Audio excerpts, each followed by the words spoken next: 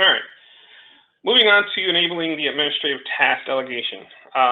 This particular feature was also added in request from a lot of our larger customers.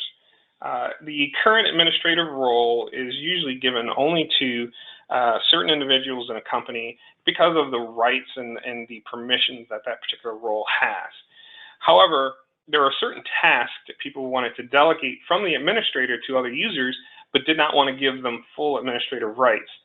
So what we did was we took some of the roles or some of the permissions, broke them out into different roles, and now you can actually delegate your administrative tasks to users for those particular features or areas of the product, but not give them full administrative privileges. So we're going to talk about these three roles here real quick. First off, the project administrator role. So what this particular user can do is now they can actually remove the reservation on a file, meaning a user has checked out a file. Maybe they're not in for that day, but someone else wants to modify the file, or maybe the user no longer works at your company, but they have files checked out.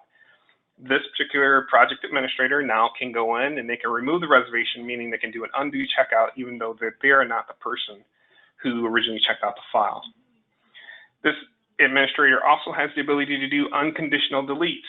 The unconditional delete is usually, or previously, was only being able to accomplish by the full administrator, but now a project administrator can do or perform this particular role. The security administrator. So again, with some other delegations, objects within the Vault have their own ACL or a object or a security permission set on those particular objects. This particular administrator now has the ability to just go in and modify the security on files as necessary. Again, you don't have to go back to your full administrator to perform these actions. This project or security administrator can now perform these actions for you. I would advise that you use this particular role sparingly or with the knowledge that this particular user has full access to all the files within the Vault.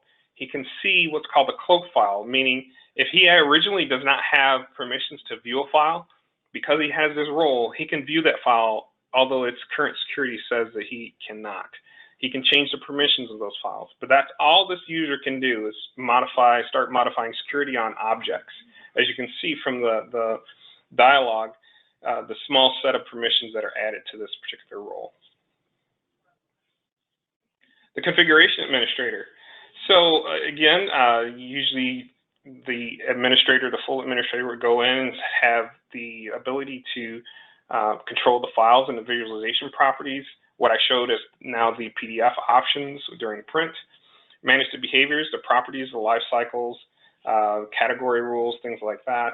Item and change order settings and the custom object settings. So basically, anything that's in the Tools Administration Vault Settings dialog, this particular administrator has the ability to go in there and start to configure those as necessary for that particular vault. So again, not needing the full administrative rights to perform this particular action. So again, to iterate here, the full administrator has ability to do things inside of the ADMS console. None of these three roles have that ability. Anything on the ADMS console, only the full administrator can do, so they don't have that full overarching high power rights or permissions inside of Vault. We've added custom jobs. If you're familiar with the lifecycle event editor that we've had in previous versions of the product, we've now taken that out and we've added the custom job type straight into your transition. So if you've done some customization where when you're transitioning from one state to the next and you're doing some other types of jobs, you can actually go right into that transition and add those custom job types right into the dialog without needing the lifecycle event editor.